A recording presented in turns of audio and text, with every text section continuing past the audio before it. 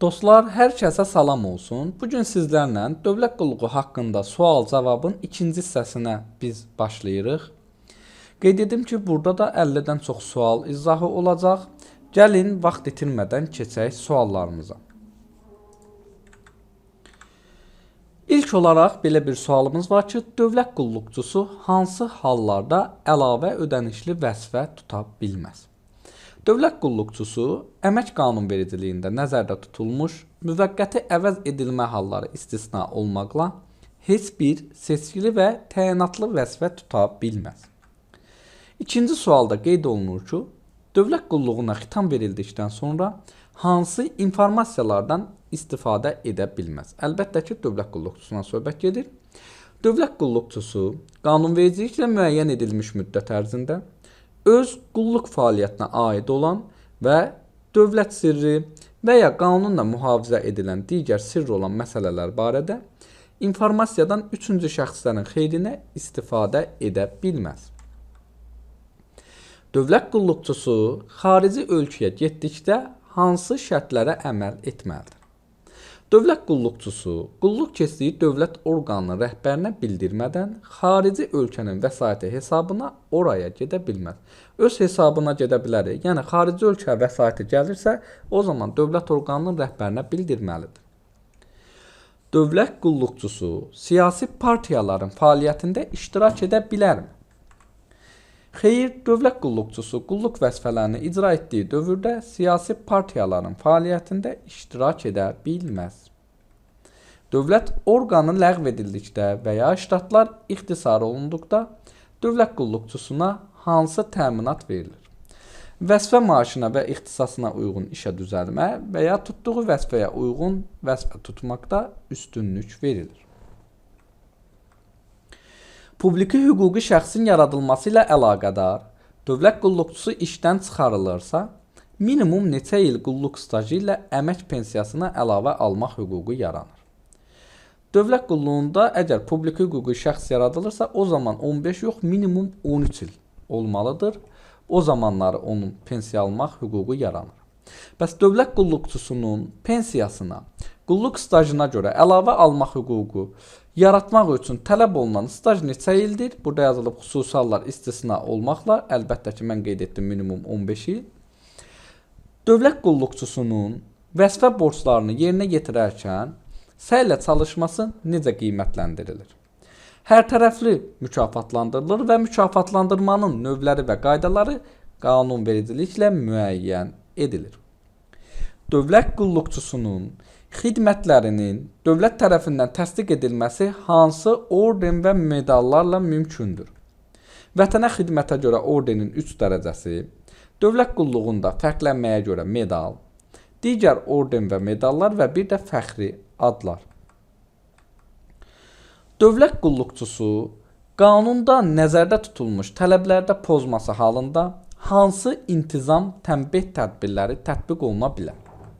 Töhmət oluna bilər, vəzifə maaşının 5%-dən 30%-ə qədər azaldılması ola bilər, daha aşağı vəzifəyə keçirilməsi ola bilər, ixtisas dərəcəsinin bir pillə aşağı salınması ola bilər və dövlət qulluğundan azad edilməsi məsələsi ola bilər. Dövlət qulluqçusuna intizam tənbih tətbiq edilməmizdən əvvəl hansı prosedur həyata keçirilir? İlk olaraq dövlət orqanının rəhbərinin əmri ilə araşdırılma aparılır və dövlət qulluqçusundan yazılı izahat alınır, zərurət olarsa xidməti yoxlama təyin edilir. 11-ci sual, dövlət qulluqçusuna intizam tənbihi nə qədər müddət ərzində verilə bilər? Aşkarlanmış əsaslar üzərində 1 ay müddətində verilə bilər. Dövlət qulluqçusunun xidməti yoxlanması hansı orqan tərəfindən həyata keçirilir? Müvafiq icra hakimiyyəti orqanı tərəfindən. Dövlət qulluqçusunun intizam tənbihinə qarşı şikayət müddəti nə qədərdir? Məsələn, sizin haqqınızda tətbiq olunan intizam tənbihinə qarşı şikayət edə bilərsiniz. Bu isə 7 iş günü müddətində müvafiq icra hakimiyyəti orqanına şikayət verilə bilər. Dövlət qulluqçusunun təqsiri üzərindən dəymiş zərər necə ödənilir? Zərər Azərbaycan Respublikasının və Naxçıvan Muxtar Respublikasının büdcəsindən ödənilir. Sual 15. Dövlət qulluqçusunun korrupsiyaya qarşı mübarizə haqqında qanuna əməl etməməsi hansı nəticəyə səbəb ola bilər? Bu, intizam məsuliyyətinin cəlb olunmasına səbəb ola bilər. Dövlət qulluqçusu rəhbərinin göstərişinə etiraz etdikdə və rəhbər işçisi göstərişini qüvvədə saxladıqda hansı vəziyyət yaranır? Dövlət qulluqçusu məsuliyyətdən azad olunur. Əgər yuxarı vəzifəli rəhbər işçi həmin göstərişi ləğv etməzsə, yəni rəhbər əgər həll etmirsə, o zaman belə deyək, işçi qüvvədə saxlaya bilər və o işi görməkdən imtina edə bilər. Azərbaycan Respublikasının vətəndaşları dövlət qulluğuna qəbul edilmək hüququna malikdir. Söhbət gedir burada hansı vətəndaşlardan söhbət gedir? Yəni burada da bir bölünməni biz vermişik.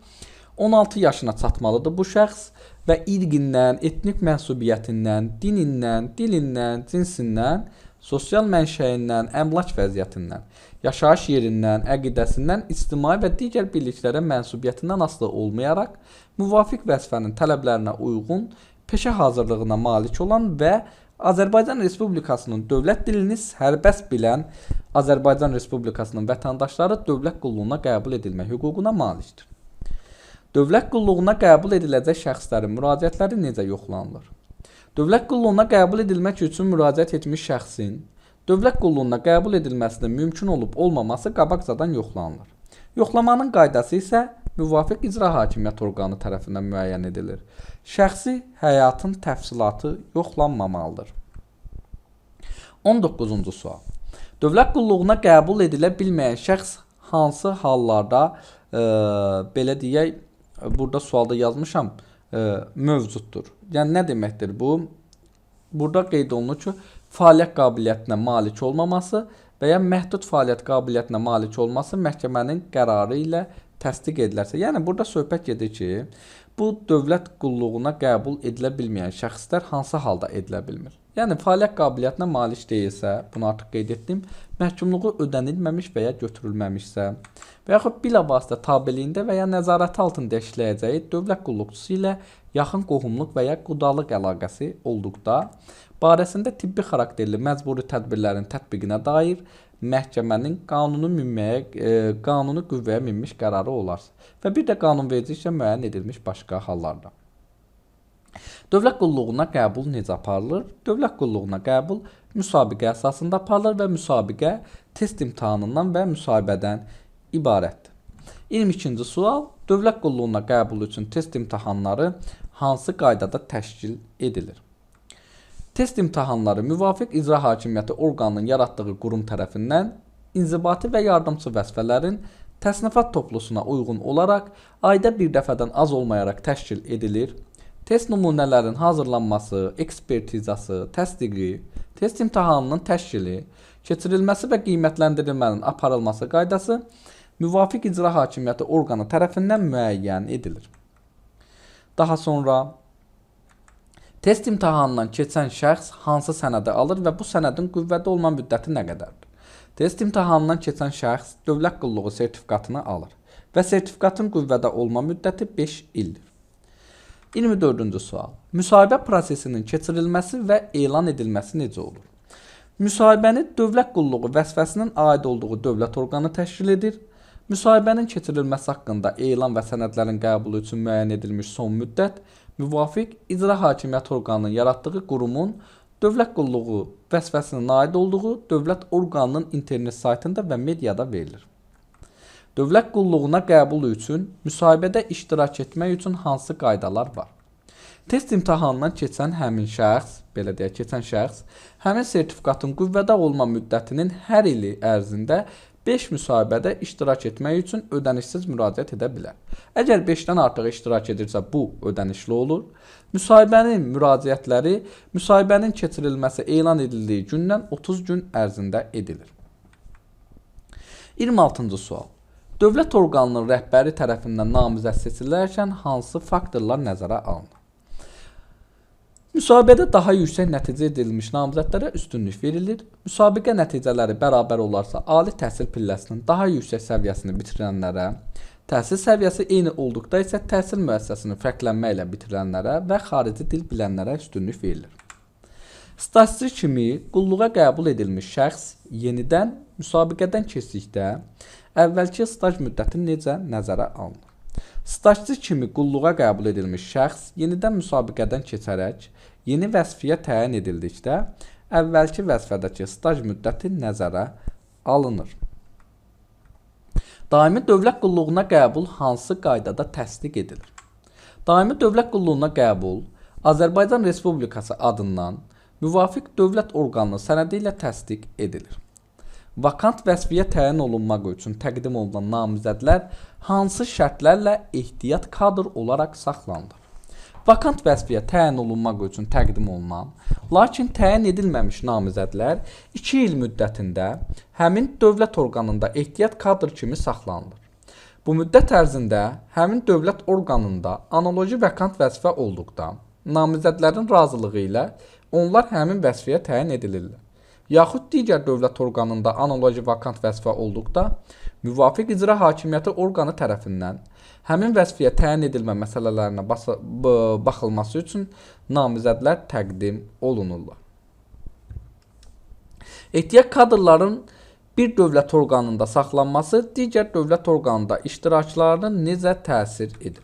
Ümumiyyətlə onu qeyd edim ki, şəxs bir dövlət orqanında ehtiyat kadr kimi saxlanılması digər dövlət orqanında dövlət qulluğuna qəbul keçirilən müsabiqədə iştirakını məhdudlaşdırılmır. Siz rahat şəkildə digər müsabiqədə də iştirak edə bilərsiniz.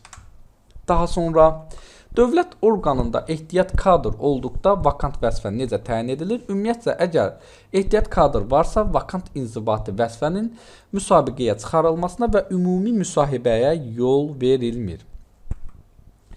28-ci maddənin, yəni dövlət qulluğuna qəbulun müddəaları hansı dövlət orqanlarına və vəzifələrə şamil edilmir? Ümumiyyətlə 28-ci maddədə olan müddəalar, yəni bu müsabiqədir, test üsuludur. Ali kateqoriya dövlət orqanlarında inzibati vəzifələrin ali 1, 2 və 3-cü təsnifatı vəzifələrinə, xarici ölkələrdə ticarət nümayəndələri və yerli icra hakimiyyəti orqanlarının rəhbərlərinin müavinləri vəzifələrinə dövlət qulluğuna şamil edilmir. Elmi dərəcəsi olan və iş stajı yüksək şəxslər hansı şəkildə dövlət qulluğuna qəbul edilir? Əgər elmlər doktoru, elmlər dərəcəsi varsa və dövlət orqanında azı 10 il stajı olan şəxslər inzibati vəzifə üzrə dövlət qulluğuna qəbul olunarkən yalnız müsahibə mərhələsində iştirak edirlər. 34-cü sual xaricdə təhsil almış şəxslərin dövlət qulluğuna qəbulu ilə bağlı hansı xüsusi qaydalar mövcuddur? Azərbaycan gənclərinin xarici ölkələrdə təhsil üzrə dövlət proqramı çərçivəsində xaricdə təhsil almış şəxslər qanunun 28.1-ci maddəsinə əsasən uyğun olaraq dövlət qulluğuna qəbul olunmur. Yəni, burada söhbət gedir 28.1-ci maddədə test imtahanı və müsahibədən ibarət olması.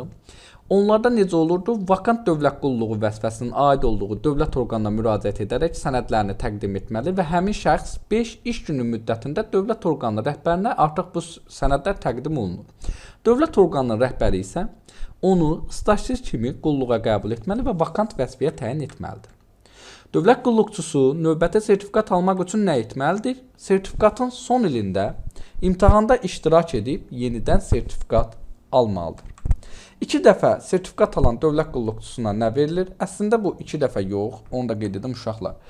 3 dəfə olur, yəni söhbət nədən gedir? Sonuncu sertifikat müddətsiz verilir və imtahanlara cəlb edilmir. Yəni bunu mən belə nəzərdə tutmuşdum ki, birinci sertifikatı alır və əlavə olaraq 2 dəfə sertifikat alandan sonra artıq bu sertifikat müddətsiz verilir. Yəni toplamda 3 dəfə olur. Test imtahanının məzmunu necə müəyyən edilir? Test imtahanının məzmunu şuranın təklifləri əsasında müvafiq icra hakimiyyəti orqanı tərəfindən müəyyən edilir. Sual 38. 1-ci 5-ci kateqoriya dövlət orqanlarında inzibati vəzifələrin tutulması necə həyata keçirilir? Dövlət orqanının rəhbərinin qərarı əsasında müsabiqə və ya müsahibə yolu ilə. Bəs yerli icra hakimiyyəti orqanının rəhbərlərinin, müavinlərinin vəzifələri necə tutulur? Müsabiqə və yaxud qulluqda yüksəliş yolu ilə.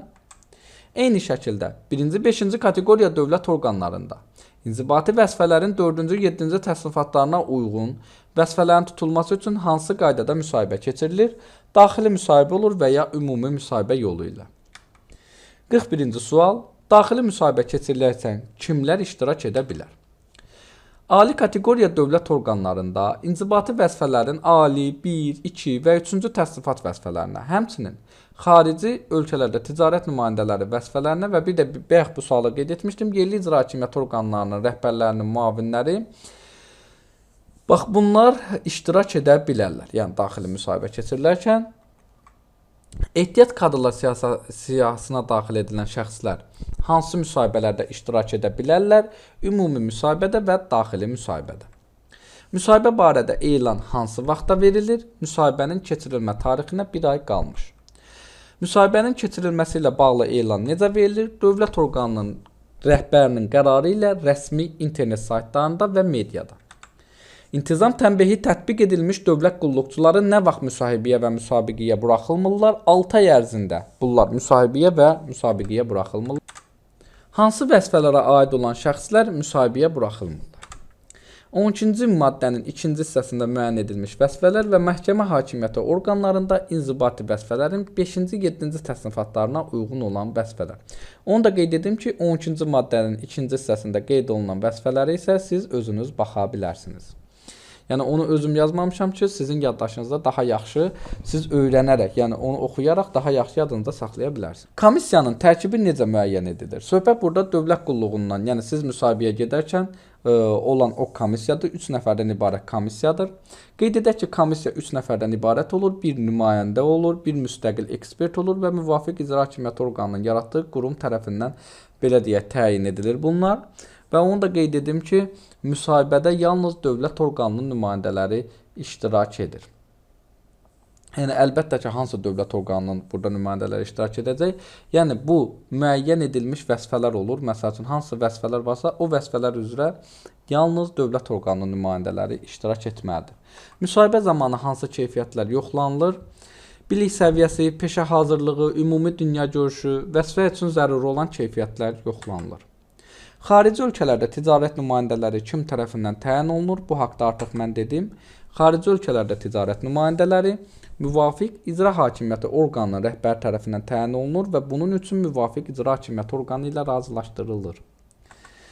Dövlət qulluğunda həftəlik iş vaxtı neçə saatdır? Həftədə 40 saatdır. Müstəsna hallarda dövlət orqanının rəhbəri iş vaxtını maksimum neçə saat əvəzi ödənilmədən artırıla bilər? Ayda 5 saata qədər artıra bilər. İnzibati vəzifə tutan dövlət qulluqçusunun haqqı ödənilən əsas məzuniyyəti neçə gün təşkil edir? Bu isə 30 təqvim günü təşkil edir. Xidməti ezamiyyətə gedən dövlət qulluqçusuna mehmanxanada yer verilməklə yanaşı hansı şərait yaradılmalıdır? İş yeri, rabitə vasitələrindən istifadə imkanı, zəruri texniki və sosial məişət xidmətləri. Dövlət qulluqçusu müvəqqəti başqa yerə qulluğa keçiriləndə onun ailə üzvlərinə hansı yardım göstərilir? İşə və ya təhsil müəssisəsində düzəlməkdə kömək edilir. Məktəbə qədər təhsil müəssisəsində yer ayrılır və lazım gəldikdə tibbi xidmət göstərilir. Dövlət qulluqçusu hansı halda ödənişsiz məzuniyyətə göndərilə bilər? Öz arzusu ilə və dövlət orqanının rəhbərinin razılığı ilə. İnzibati, vəzifə tutan dövlət qulluqçularının xidməti fəaliyyəti nə vaxt qiymətləndirilir? Bu isə hər təqvim ilin sonunda.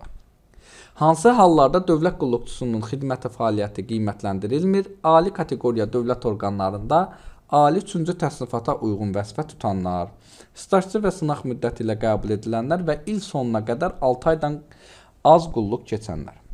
Rəhbər vəzifə tutan dövlət qulluqçularının xidməti fəaliyyəti hansı əlavə meyarlarla qiymətləndirilir?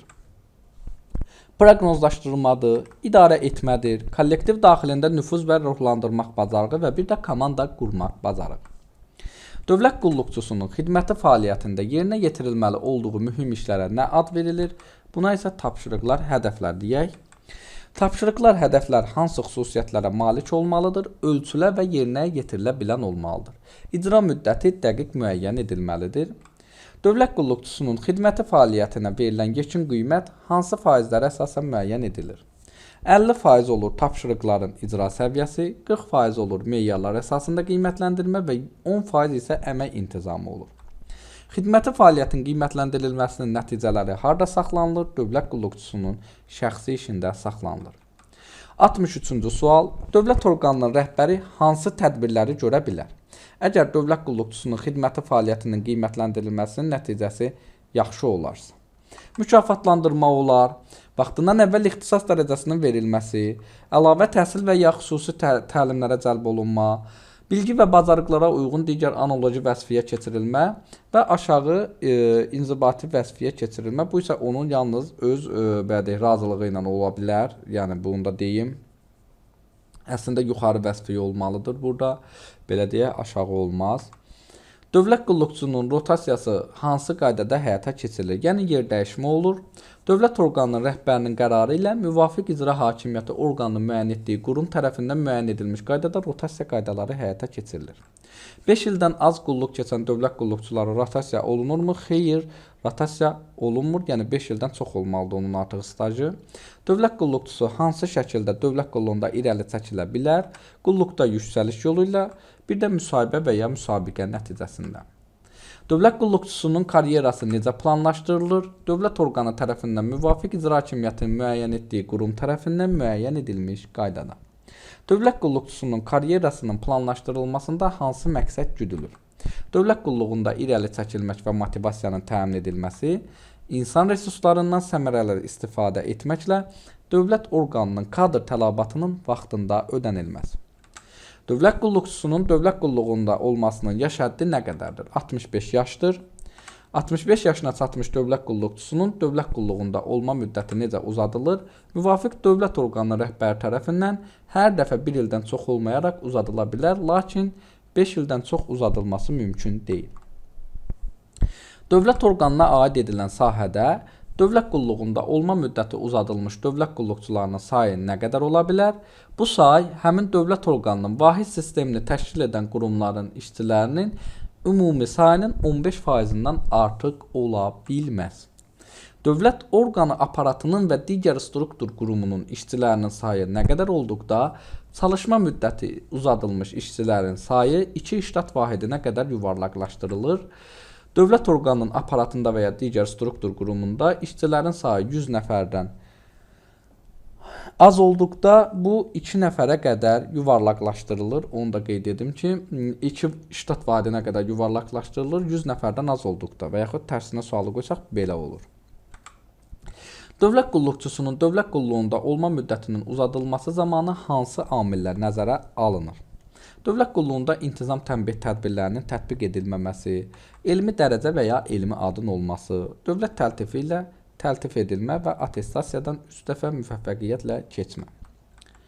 Sonuncu sualımız 79-cu sual. Dövlət qulluğu keçmə ilə bağlı tənzimlənməyən digər məsələlər hansı qanunvericiliklə tənzimlənir?